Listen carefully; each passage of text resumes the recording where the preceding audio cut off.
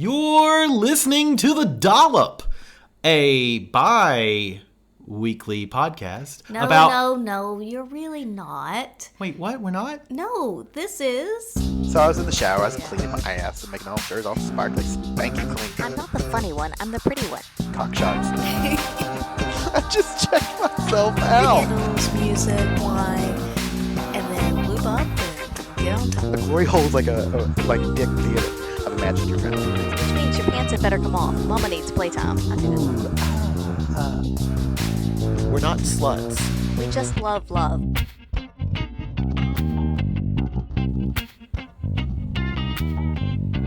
Oh, yes, sorry. I forgot. I forgot what we do. Oh, yeah, we're not the Dollop. No. However, for ladies and gentlemen out there, if you don't listen to the Dollop, you absolutely should look it up. Totally listen to the Dollop. It's awesome. a bi-weekly American history podcast done by two comedians. Who are hilarious. Absolutely. And when they tour Australia, they do Australian history, and it's just fantastically funny. Look it up, listen to it. You learn something while you laugh. That's true. Yeah. However, this is Mrs. Adam. This is Mr. Adam. Hey. And you're actually listening to By the By. And my microphone is leaning. It's listing. Do you need to pause and fix your microphone? No, it's just gonna stand at a slant, like I do sometimes. Like you. Yeah. I'm thinking of Happy Gilmore when he goes, I think the green is going from left to right. And he goes, yes, but you're only wearing one shoe. Oh, yeah. Gosh, I hadn't thought about that movie in forever. Yeah, me neither. It's probably for the best. Yeah, probably. So here we are. Yeah. Should we give full disclosure saying we're re-recording this? No? No. All right. We'll cut that out later. Yeah. Fix that in post. What's been going on?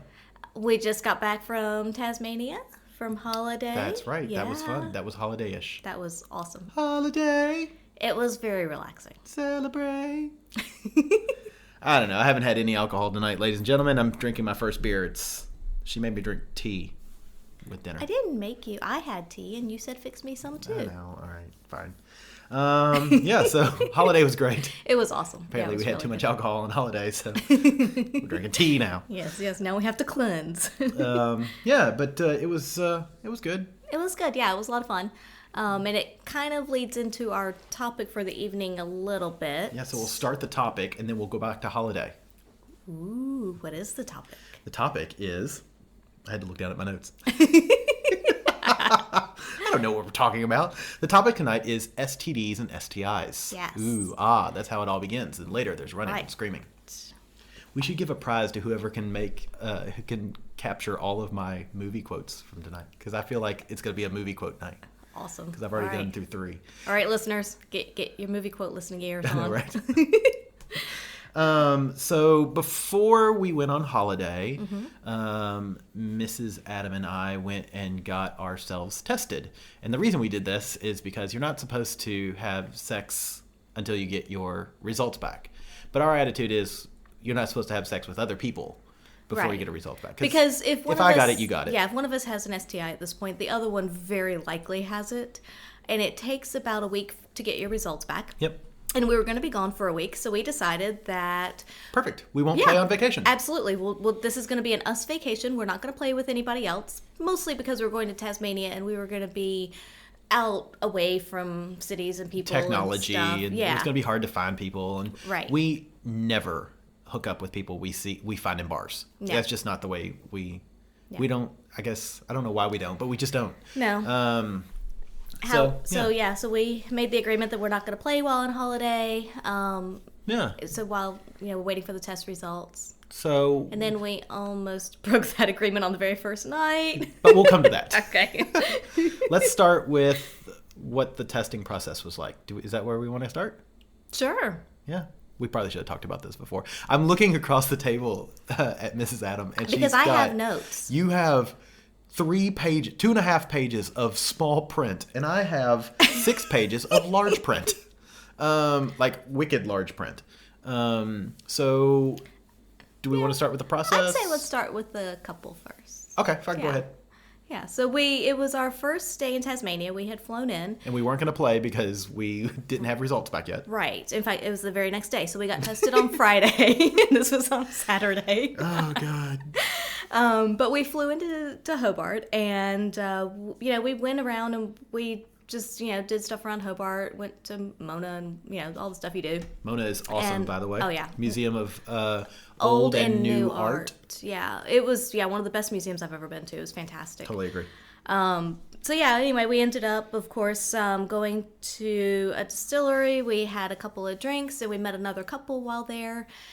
They were fantastic. They were nice. Yeah. They were funny. They sat down across the little table from us on some couches, and we chatted and talked with them for a bit. For the record, I was wearing my By the By hoodie. Yes, product you placement.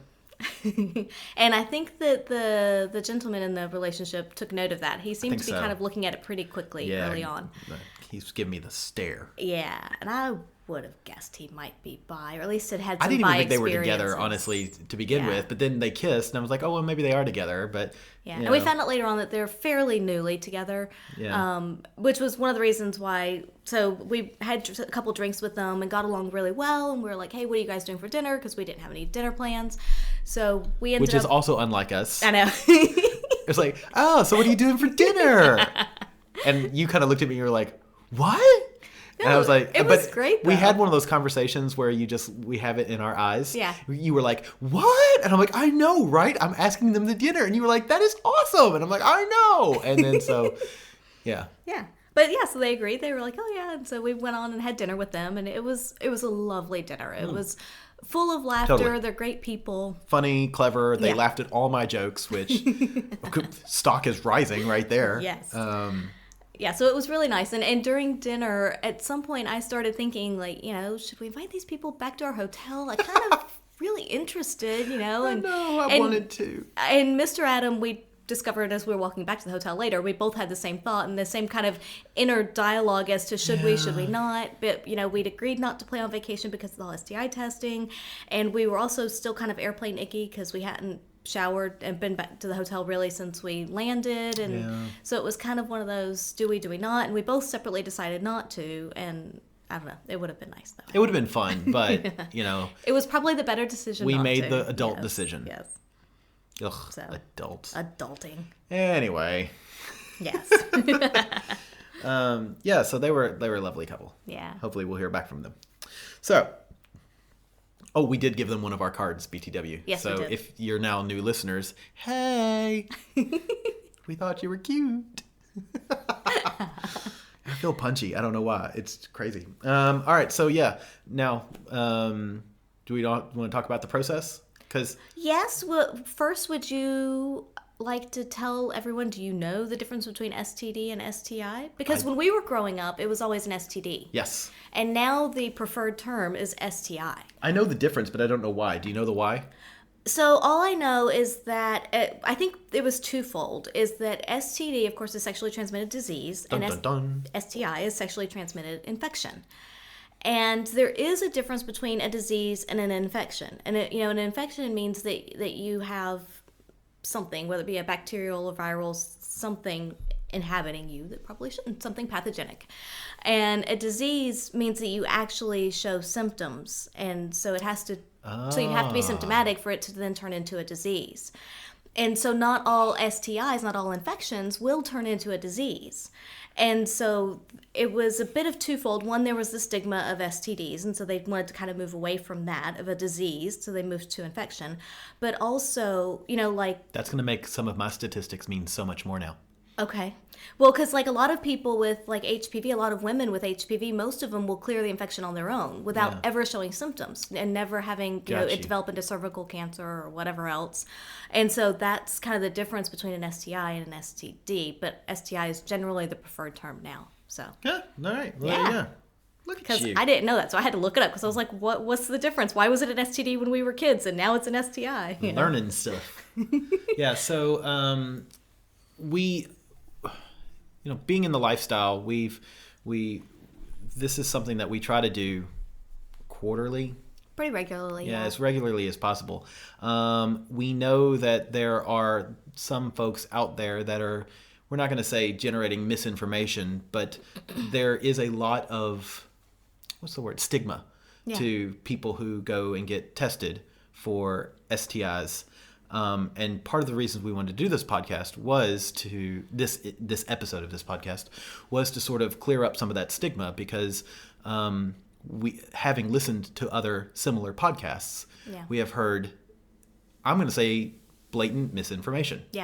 And so us both being sort of science minded and health conscious, wanted to sort of clear up some of that misinformation that may be out there. Right. So both to give you a little bit of more proper information, and also just to let our listeners know what the process is like, because a lot of people have never been tested for an STI. I didn't know what it was like until I started getting tested. And I got to be honest, I was sort of intimidated because I didn't know what to expect. Right. And if you don't know what to expect, it's frightening. It's afraid. It can be scary. Yeah. It's afraid. It's afraid of you. It's a fearing. I was afeared of it. This is going to be great. This is the way the podcast is going. Yep. So, we wanted to get this, clear up some misinformation that we had heard. For sure.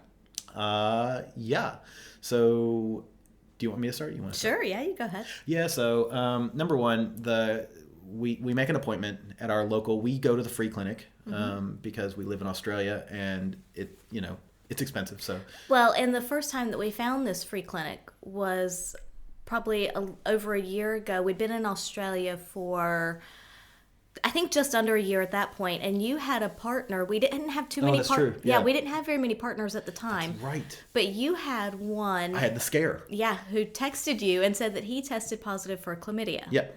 And we had used protection when we played, but we, all protection, it's the only way to prevent getting an STI is to not have the S. Right. So sex for those two people. They were going, what's the S?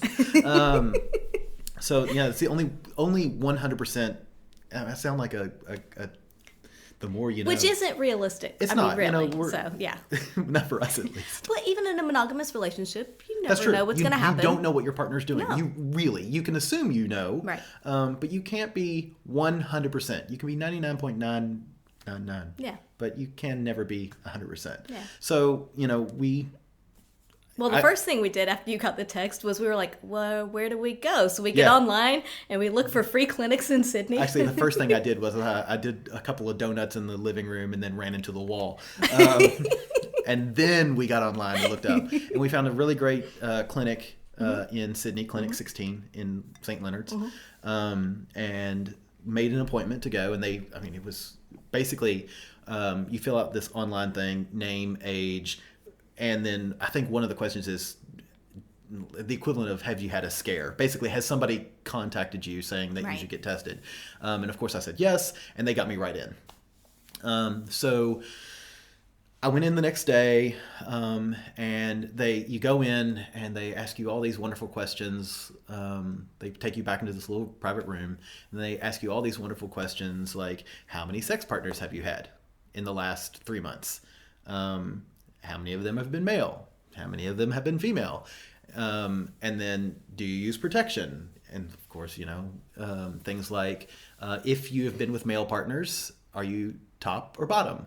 And so for me, it's always, I get these questions and I start thinking, well, I'm a slut. But no, not that that's a bad thing. I'm very proud of this. I'm wearing this as a badge of honor. But I'm like, wow, yeah, okay. And if I recall correctly, afterwards you came home and told me how hot the male nurse was, and that you were trying to figure out how to pick up the hot nurse while telling him that you think you might have chlamydia.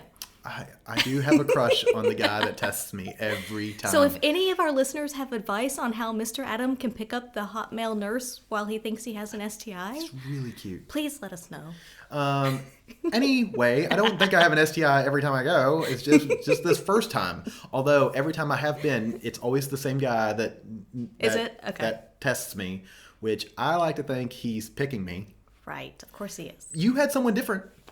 Anyway, I had a female because I'm a female. Yeah, well, I'm thinking that he just wants to see me again. Yes, I think so. We keep meeting like this, and I just want to ask him for one coffee. day. It's fate. One day.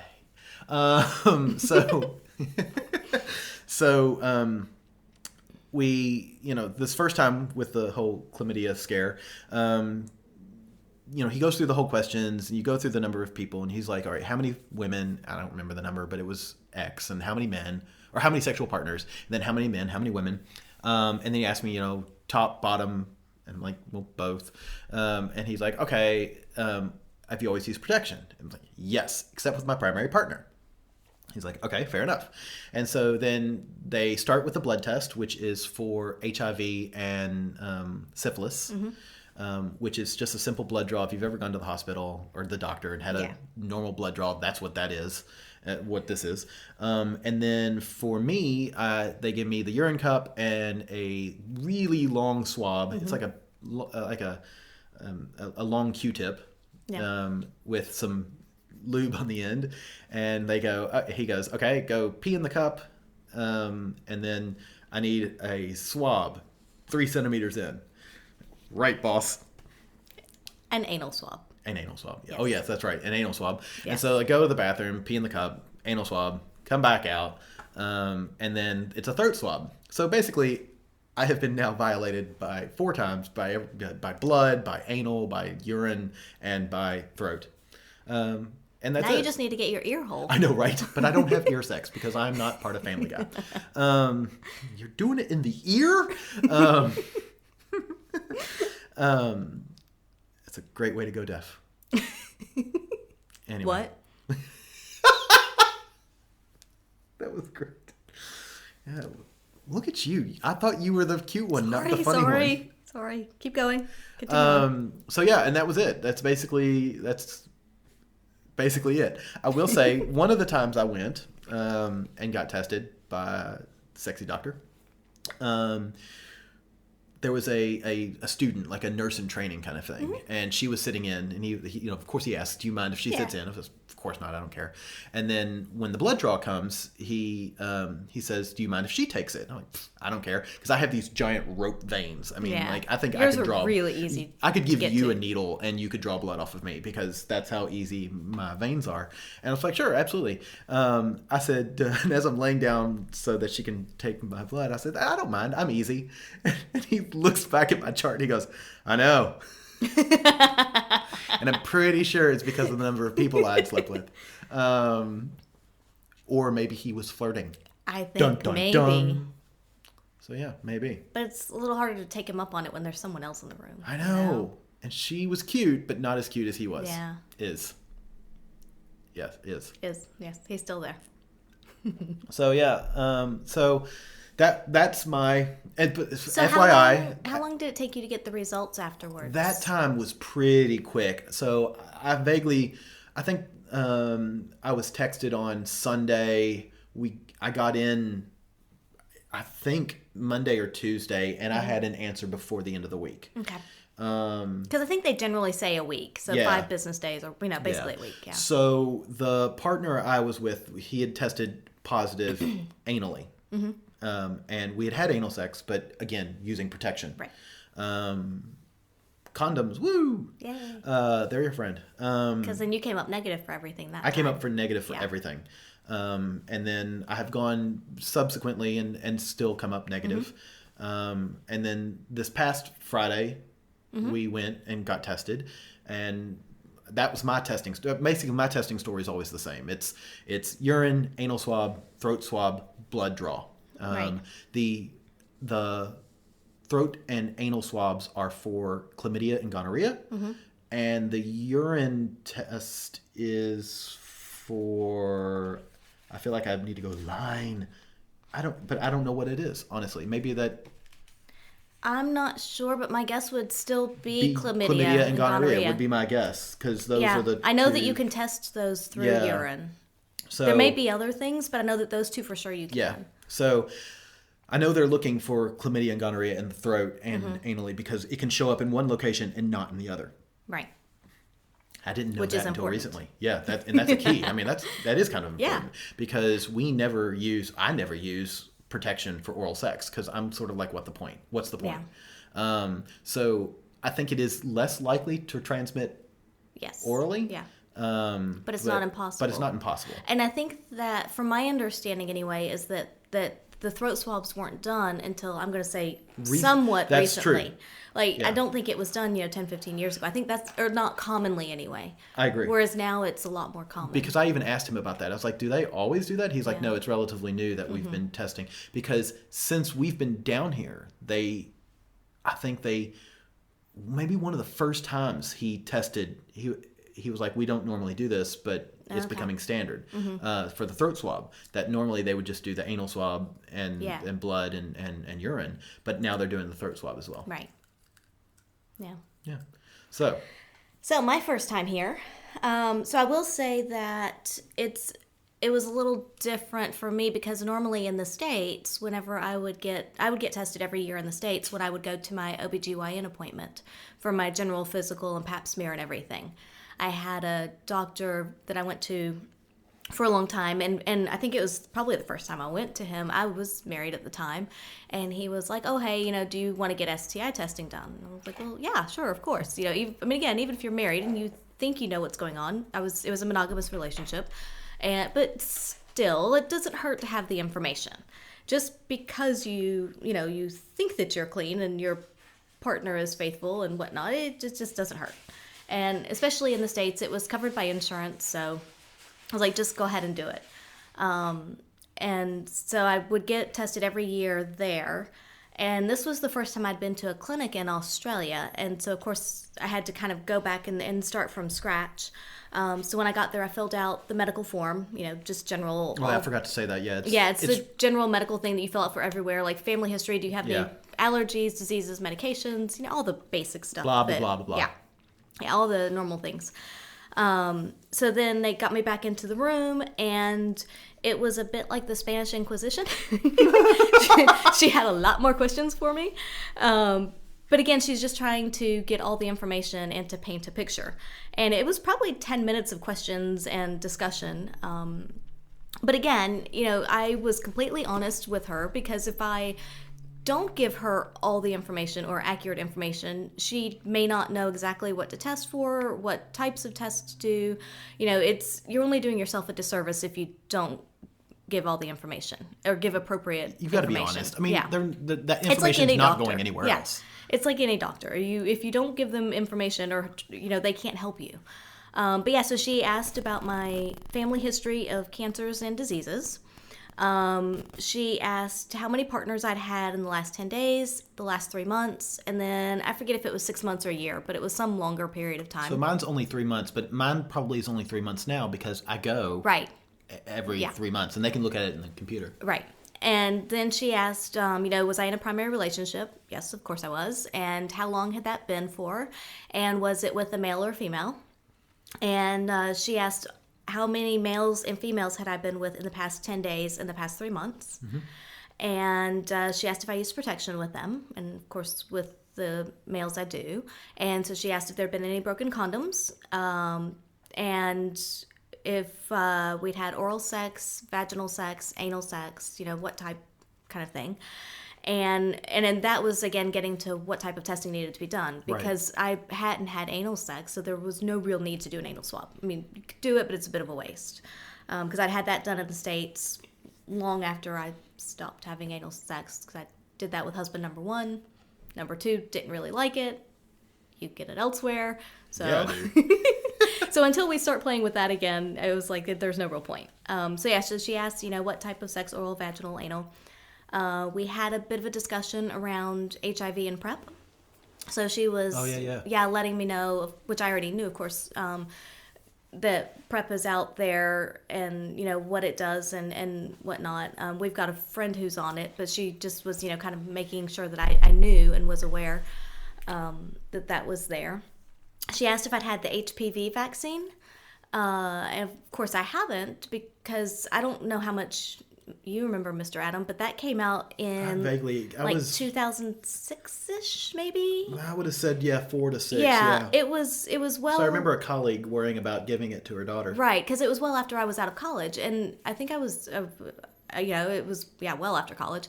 And at that time, they always said, like, for teenage girls. So you're supposed to get when you're a teenager, but then after, like, was 18 or 20 or something, they didn't recommend it, or it wasn't maybe approved for that or whatever. And so it was one of those, oh, well, I'm too old, whatever kind of things. And so she did ask if I had been vaccinated for it. I don't know what the recommendation is now for it, but I hadn't and still haven't. Yeah.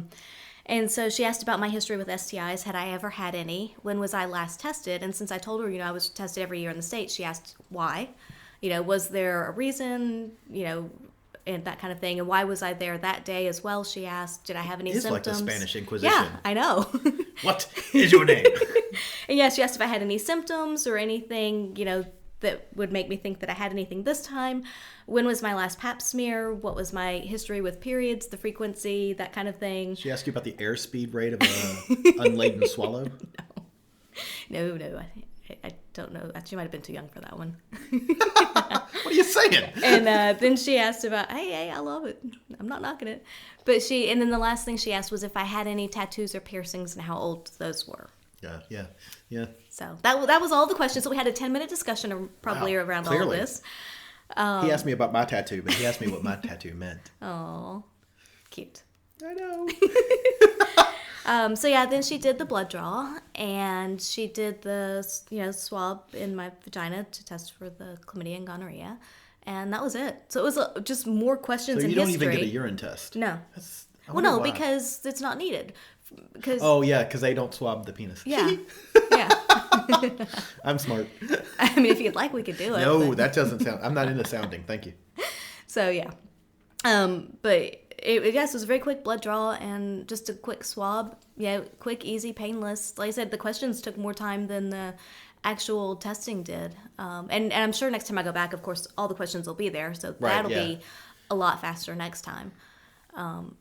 But again, she was just trying to get a complete picture, and I'm going to be completely honest with her because I want the best care I can get. Yeah, absolutely. I'm not going to get that if I hide anything. So something that I meant to say as well was when I was going in to get tested for chlamydia, and of course one of his questions was, do you think you've been exposed to something? And I said, yes, chlamydia.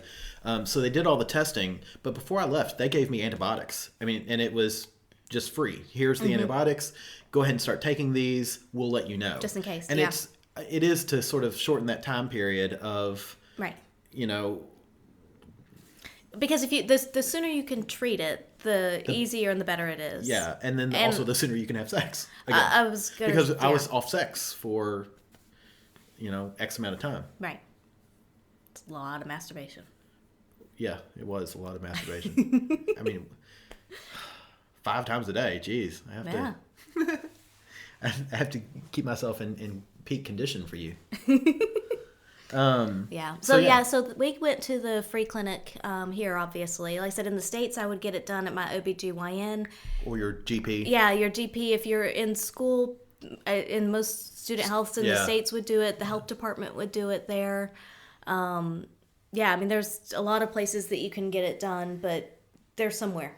If you have multiple partners, even if you don't, it doesn't hurt to do it from time to time. Maybe not as frequently, but like I said, when I was married, I would get it done every year anyway. I mean, when you're doing if you go in for your yearly or every other just yearly ask them physical, to do STI just testing. ask it on, add it on. And there's a lot of places you can get it done for free. So it's and there shouldn't be a stigma about it. The fact that there's a stigma about it tells us that we're not kind of over sex yet, that we're still sort of in that Puritan prudish mindset. And I think especially in the swinger community or the LGBT IQ community, there shouldn't be a stigma about it because you're doing this to help not only yourself but any partners that you're going to be with. Right. And I think there's something.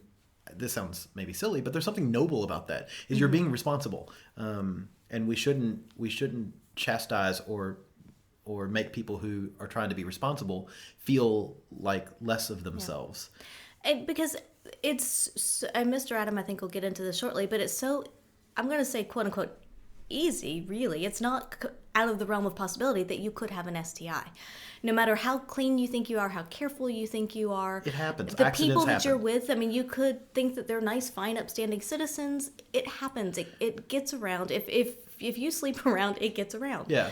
And it's not maybe super likely, but it is possible. And so you can't completely ignore that. Right. And just hope it's not. And even when you're careful, even when you use a condom, I mean, we all know those kids in high school who used condoms incorrectly and got pregnant. Right. So, if you put a condom on and it's actually spun around, and you spin it around, so now that part of the condom that has touched your penis is now touching the inside of the vagina. So, that's where things like that, just something as simple as that, can, not always, but can cause contraction. Yeah. And you might get that worst STD, the one that lasts for 18 years after 9 months incubation.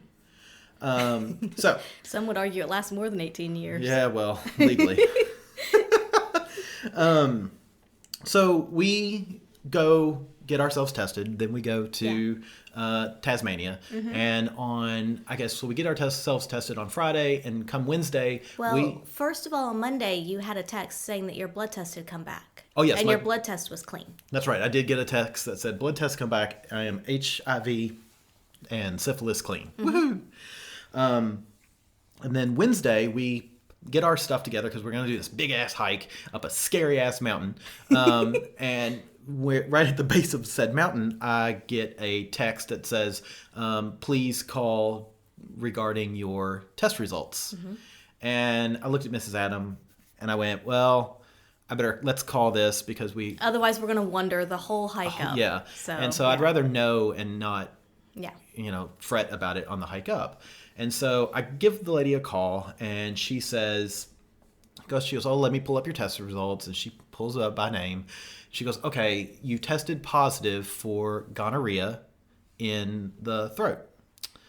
And I said, okay. And she goes, we need to get you in as soon as possible. I said, well, I'm on vacation.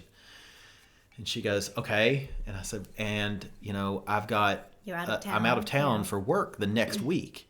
And she goes, okay. So I said, all right, well, I'll go in the following Monday, that next Monday. I said, so in 10 days, I'll be able to come in. And she goes, well, that's not ideal, but, if that's the only time you can come in, then we'll do that. I was like, yes. And she goes, test all, she goes, well, go ahead and text or call all your partners that you've been with in the last notify them. 3 months, I guess, and notify them that you've tested positive. She goes, there are websites that you can go to that will do it anonymously. There's actually quite a few of them. There's a fair number here in Australia. There's several in the States. If you just look up like STI notification service, just Google that, you'll have a whole bunch of them come up. And basically just put their phone number in and what you think they might have. And that phone number or email. And you should go get yourself tested. Interestingly, though, I did notice on there that they don't have HIV listed. All the websites, they would have all the different STIs, but not HIV. Interesting. So apparently you're supposed to actually tell someone that in person. Yeah, wow. All right, serious. But there are services out there, they're free, and they'll text people and notify them if you are... I mean, you shouldn't be, but if you're ashamed of, having an STI, if you don't really know the person, if maybe all you have is a phone number, you don't know them, if you've had a bad breakup, there are circumstances in which these services are a good thing. Yeah, absolutely.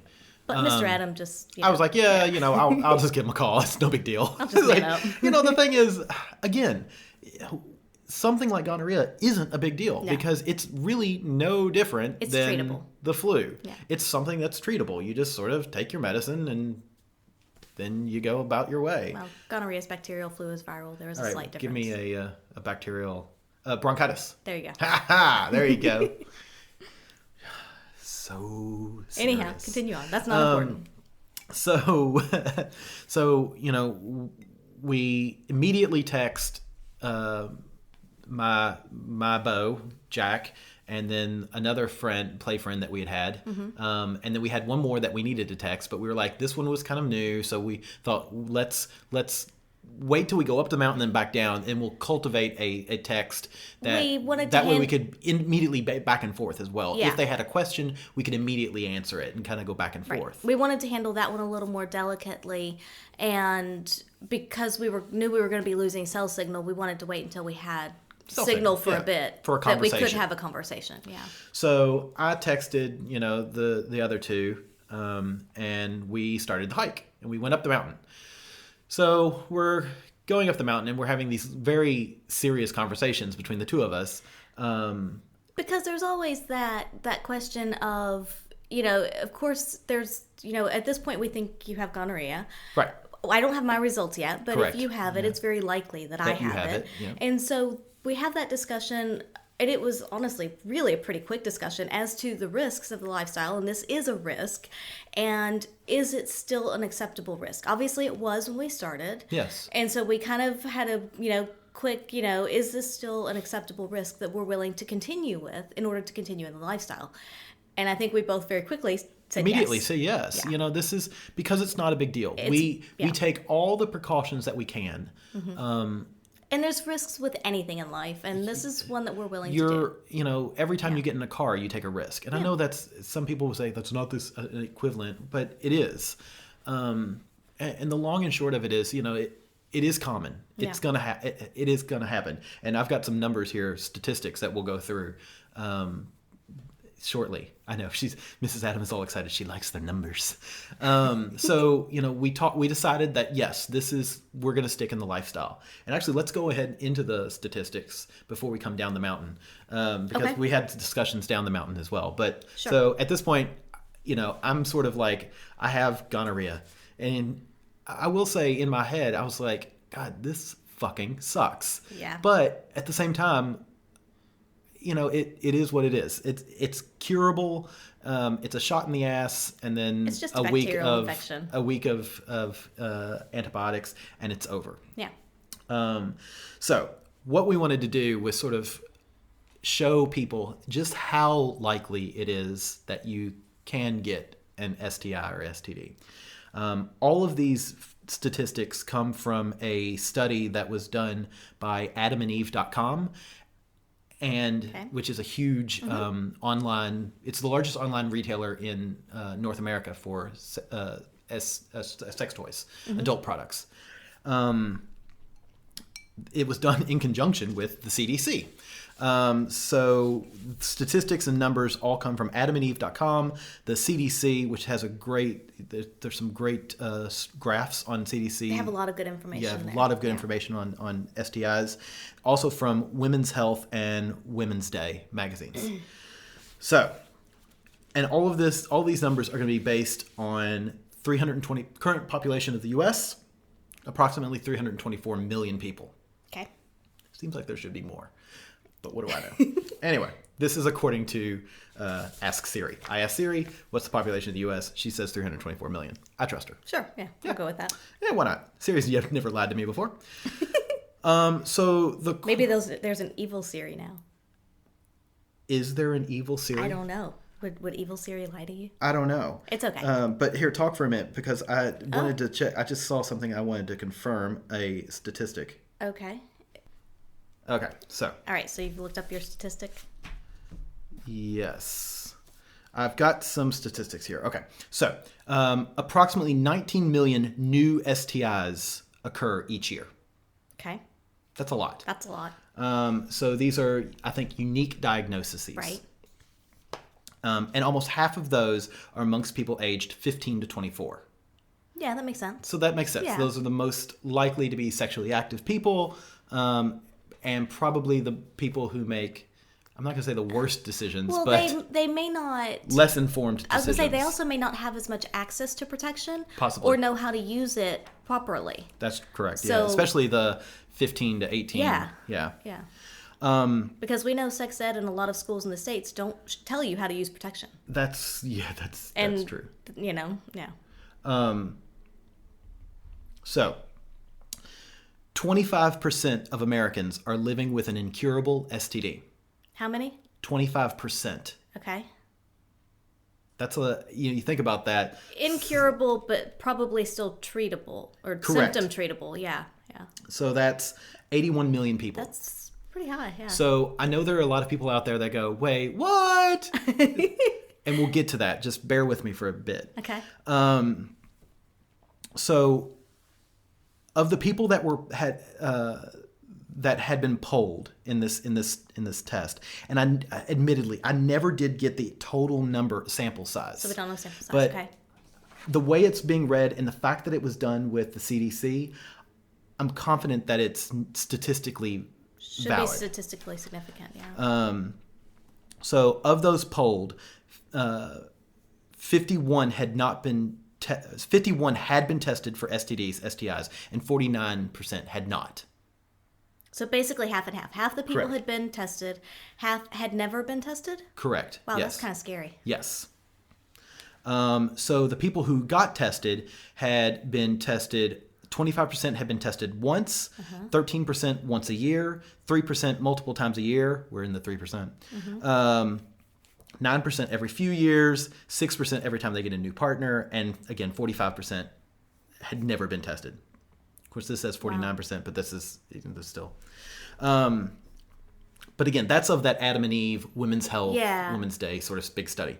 The 25% of Americans who are living with an incurable STD is from the CDC. Okay. This is where it gets kind of scary. All right. Of those who had been tested and diagnosed with an STI, what % told their partners? Oh, geez. I would love to say 100%, but my guess is probably 30. Well, it's better than you've got a very pessimistic point of view. It is fortunately much better than that. It is 75%, but that's 1 in 4 people who got tested positive did not tell their partners that That's I have scary. something. So think about that. Let's say those are married couples, those are monogamous couples. They've been tested for something and not told their partners. And what's also interesting about that is that, of course, we have no way of knowing male, female, and age brackets, but if the male tested positive, didn't tell the female, and the female got pregnant, that's very bad for the baby. Yeah, absolutely. So, it gets worse. Okay. Behavior of those who had an STI. 80% of those people who had an STI tested positive did not have sex. They stopped having sex until it was cured or managed, whatever. 11% had sex with protection. Okay. 9% had sex without protection. 1 in 10, roughly. Awesome. Yeah. Let's just spread it around. I know I've got something, and I'm just going to spread it around. Yeah. So that's some scary numbers. Wow. Yeah. So that's what is wrong with people. What isn't wrong with people? So now let's talk about some of the specific STIs that are common. Okay. Number 1, chlamydia. It's estimated that 2.86 million chlamydia infections occur every year. Yeah. Most are not reported because the people are asymptomatic. There's no symptoms. You have chlamydia and there are no symptoms. You can still pass it on to somebody who can then get symptoms, but you don't have any symptoms. And symptoms can take between 1 and 3 weeks to show up. If you even develop symptoms, which some people don't. Develop symptoms. Which is why it's important to get tested regularly, whether you think you have something or not. Yes. Anybody who has sex, with multiple people especially, but anybody who has sex is at risk for an STI. Yeah. And I want to side note, I'm not doing this podcast to terrify people. No. It's just information. Knowledge is power. Know what you're getting into. Yeah. So, the next big one. Because a lot of people don't realize that you can be symptomless, though, and still have something. Exactly. Many people assume that once you get an STI... You're going to have a sore, you're going to have discharge, you're going to be disgusting. Something, So, one that's close and near and dear to me, gonorrhea. Each year, 820,000 Americans are new contractions of gonorrhea. And less than half of those are detected. So that just shows that 410,000 people are wandering around there each year who have gonorrhea with no symptoms. And again, it's 3 to 5 days for gonorrhea. If you're going to get symptoms, it takes between 3 to 5 days. So, day 1 and 2, you're still potentially passing it around. What I would also be curious about is, to dive into that a bit more, which of course we don't have all the data, but to know, like in that case with gonorrhea, is it, was it in the throat or was it vaginal? I'd love to know that. Because I have no idea, but my guess is, I don't know. But I'd be curious to know the locations of it. And I'm guessing that if they've just started testing for it recently in the throat, routinely down here, that it may not be as common, or maybe they have no idea because they didn't test before. I'm thinking I can see both scenarios as being correct. I can too. I don't know. But that's a big number. Yeah. So then we have hepatitis B. More than 12 million Americans have been infected by hepatitis B. Mm-hmm. Approximately 1 in 27 people have been infected by hep B. I did forget to mention that when I was getting my testing done, she did ask about that. Yeah. And she'd asked if I'd been vaccinated, which I had, of course. I have as well. Working in science field, so yeah. Herpes, a popular one. 50 million Americans have genital herpes. Out of 324? Out of 324 million, yes. Okay. So that's 1 in 6.5. Okay. For anybody who's caring. Good numbers, yeah. Herpes is not nearly as terrifying as everybody assumes. So, number one, part of the reason is 85% of those infected don't know they have genital herpes. So 85% of the people who have it, they're asymptomatic. Yeah. And if you do get a symptom, very commonly it looks like heat rash. It's little red bumps around the genitals. It comes and goes. You assume no big deal. Right.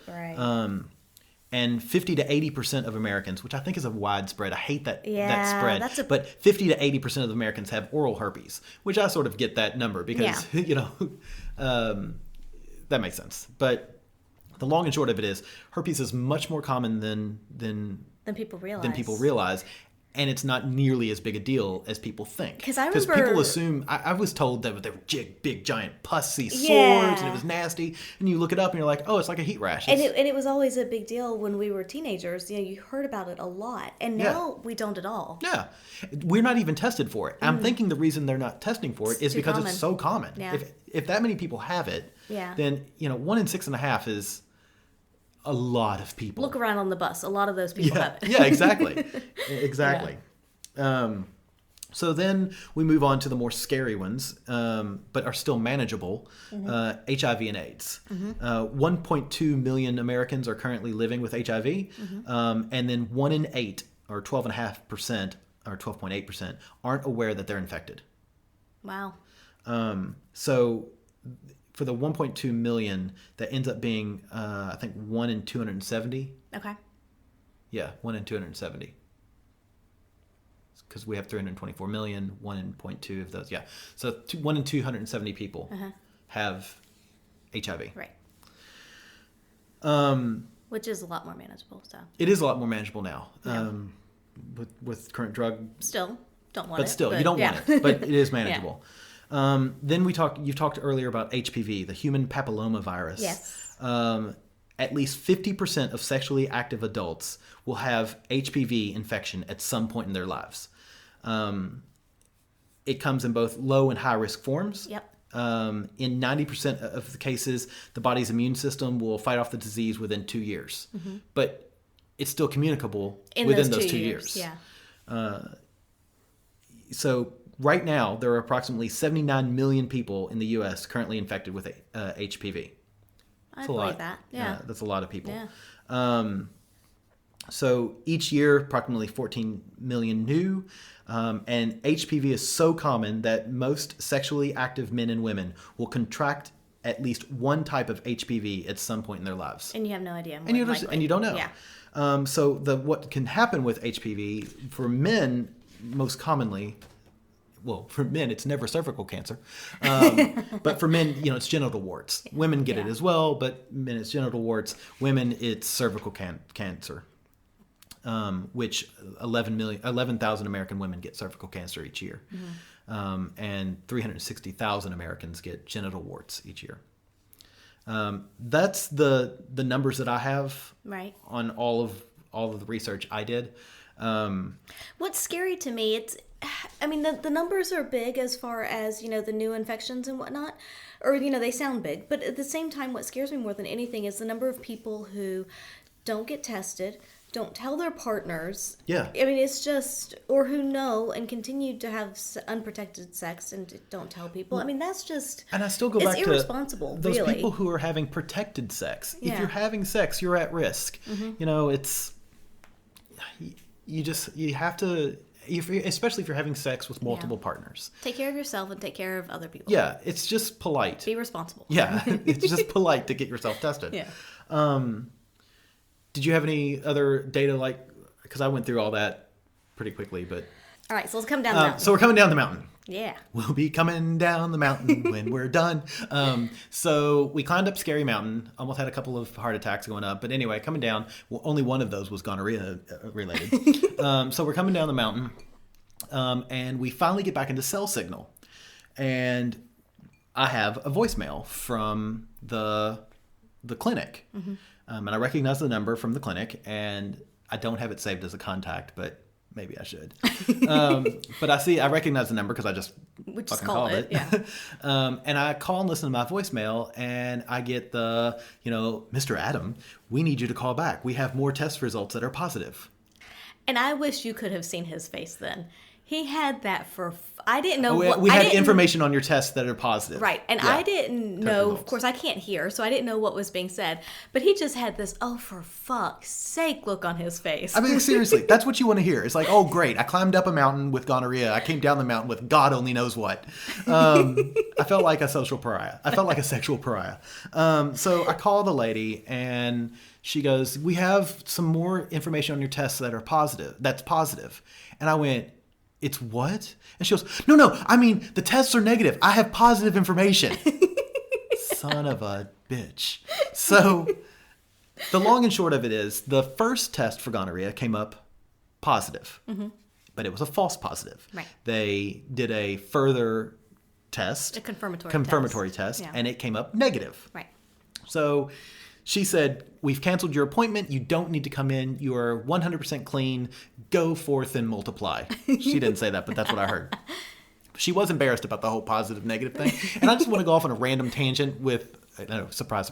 I want to go on for a random tangent with medical terms. Medical terms are the only place where negative is bad and positive, is bad and negative is good. Negative is good. Negative means you don't have something. Yes, but I mean...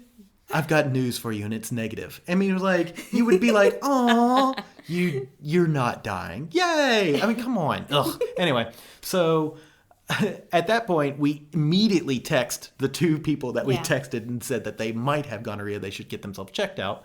One of them had already gone and gotten a shot and his antibiotics. And I felt kind of guilty because I saw him, and he's got a huge bruise on his ass because it's a big shot, and he said it hurt, and he had a bruise on his ass. Oh, did you kiss it and make it better? I did. Yeah. Did he bruise you in return? A little. Yeah. So. But I do want to touch back on the false positive bit because it's because people might think, oh, that's terrible and whatever, but in any kind of science and any kind of testing, there is a risk of false positives. And it's not, that's why they do the confirmatory test. And I'm not sure how they did the testing in this case, but if it's culturing, it could be mistaken for one of the other species or absolutely. Something. And so, but that's why, that's why they do the confirmatory test, is to make sure. And so, we're very aware of the risk of false positives. Absolutely. And that it can happen. It's, it's not one of those things where you should question, ooh, should I believe it or should I not? If they do the confirmatory test, which is usually a little more sensitive, and it says negative, then it's negative. Then it's definitely negative. Yeah. That's just science. And I got my results not until Friday. Or no, it was late on Thursday. It was very late on Thursday afternoon. Yeah. That I finally got my results, and they were negative. Yeah. So it was like, okay, good. Yeah, so, so I mean, for that 3 hours that I had gonorrhea. Yeah. It wasn't bad. No. And I will also say, because, we did then text the two people that we had texted before we went up, like you said. And the one had already, gone and gotten a shot and started the antibiotics. But the other one is in the lifestyle, and from what I understand, had not been tested for STIs before. He's, in that category. Yeah. And so it was one of those, he had, in the meantime, in those couple of hours, he had made an appointment to go get tested. And so, when we told him that you came up negative, he was like, oh, well, I've already made an appointment. It's like, keep it, just go, get it done. It's not going to hurt, You can't. So it doesn't hurt to have the information. Because you can be symptomless and not know, and then you're just going to pass it around. You're going to hurt yourself and potentially hurt people that you care about. Yeah. So again, I think that the moral of this story is, you can't just look at somebody and go, yes, they're clean, or no, they have a risk for something. Right. Everybody you look at has a risk for something. Mm-hmm. Everybody you look at. Upstanding people, the pretty people, just because you're pretty does not make you clean. Yeah. But even I don't like the word clean even because disease, infection-free? Infected. Yeah. I don't know because clean makes it sound like. How about free of infection? Okay, that works. Yeah. FOI. FOI. Hashtag FOI. But so just be cognizant. Yeah. Don't be scared. I didn't read off all these statistics to scare people. No. It's more of a just of a wake-up call. Let you know there's a risk. There is a risk, yeah. And testing's quick. It's easy. It's painless. Yeah. And I don't know about you, but I like having the knowledge. I walk out of there and I'm like, yeah, I'm fucking clean. It's just as... Even though I said I don't like using the word clean. You just I just said word, that, yeah. But yeah. I'm foy. Foy. I don't know. Yeah, it's just as good to know that you don't have something as it exactly. is to know that you do. I know, right? Yeah. So, that's all we have on... that's all I have on STIs, STDs. Do you have anything else over there? That's all I got. That was 2.5 pages of notes. That was, all of our experience. Wow. Yeah. Do we have a question this week? We do. This came from one of our listeners. Hello, listeners. And the question is, since anal is at least perceived to be becoming more mainstream now, how often does it come up with potential partners? And, part 2, in male-male relationships or interactions, how and when does the top-bottom discussion happen? Ooh. So it's a two-parter. It's a two-parter. Yeah. I'll let you start her. Okay. On the two-parter. Right. So for me, it doesn't usually come up, anal doesn't usually come up in initial discussions with people. It's not something that early on when we start talking to potential partners, it's not something that comes up. It's usually more when we're mid-play. Heat of the moment. Yeah, heat of the moment. If we're mid-play, everybody's naked, and then somebody might be like, can I? And I'll say no, and they're like, okay, and continue on. It's not a big deal. Nobody's ever stopped or stormed off or been offended. I can see somebody throwing shit down. No, I mean, it's not a big deal. It's just, I think it's more one of those curiosity things. And like I said, it's, heat of the moment. And they're just like, ooh, can I? And like, no, okay, sure, keep going, I say, it makes sense because it's no big deal. At that point, you're already getting something. Yeah. You've got 2 out of 3 holes are available. Right. I mean, that sounds crass, but it's still true. Right. And I think the only caveat to that is that there's an extreme male, and it's starting with women that we're talking to is even a female sort of fantasy of double penetration. Right. I was gonna say that's the only time that it would really come up. And I wouldn't mind. I quite like, like I said, with my first husband, we would play around with anal sometimes, and there would be times where he was in me anally, and then I would have a toy in me vaginally, and like between the two of them, it's fantastic. So I wouldn't mind, trying that with 2 partners at some point. But yeah, the closest we've gotten to that was you and another male play friend of ours. Yeah, but that was double vaginal penetration. Yes, that was double vaginal penetration. Let me tell you, folks. That takes coordination. That takes coordination, and it's so much better than... admittedly, I have not done double penetration, anal and vaginal, but it's, 2 guys and you at once was awesome. Yeah. It felt good. Yeah. It felt good to me. Yeah, so there you go. But it takes a little bit of It coordination. was a lot of coordination. Yeah, but that was good. And so it's not something that's off the table for me forever, because it is something that I am interested in. It's just not really high on the priority list. Yeah. So I'm sure we'll get there at some point. But for now, and it's not every guy that asks for it. It's kind of one of those here and there types of things. And, and if I say no, there's like, okay, yeah, sure. Cool. Yeah. So the second part of that question, which is how was it worded? In male-male relationships or interactions, how and when does the top-bottom discussion happen? So that has changed since I've been on Grindr. So let's say since 2000 and... More than 10 years? Yeah, more than 10 years. Let's just say that. A while. God, showing my age.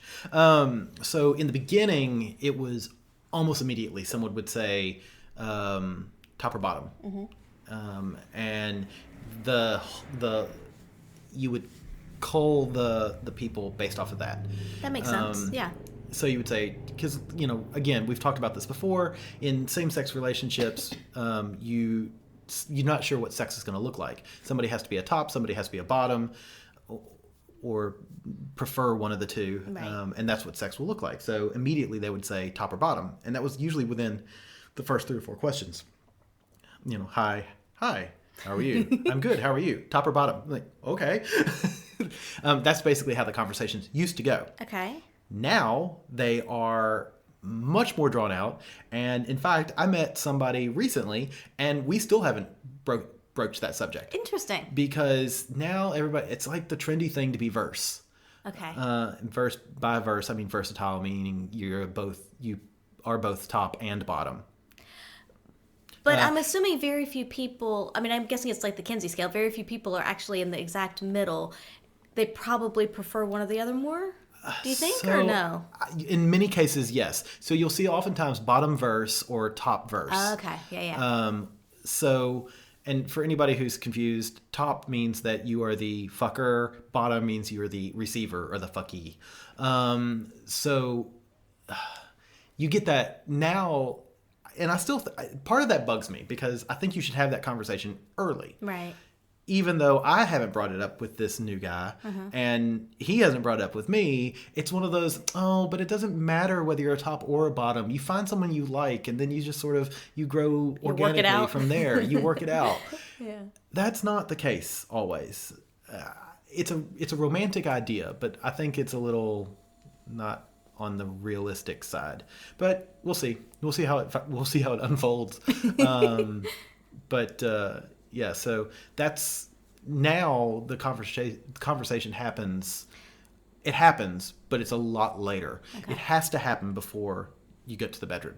It just has to. Because I know that you have have had a partner in the past who, degrees of separation here, but his previous partner, I forget one, basically they were, I think, both tops. Yes. Or preferred to both be tops.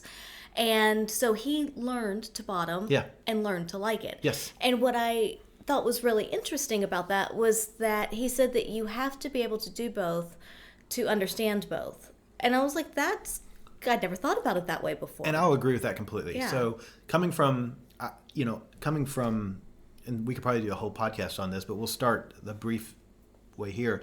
When I started in the lifestyle, or started with men, I was solely top. Mm-hmm. And then over the period of time, over the many years, I moved to the versatile. I tried bottoming. I was like, oh, this is awesome. And then now I'm almost completely bottom. Right. So, if you look at the Kinsey scale as an example of top being 1 and bottom being 6, verse being 3, I'm a strong 5, almost a 6. Only because I'm like, I enjoy bottoming so much. I don't really feel like I need to top. Right. I don't, that doesn't do it for me.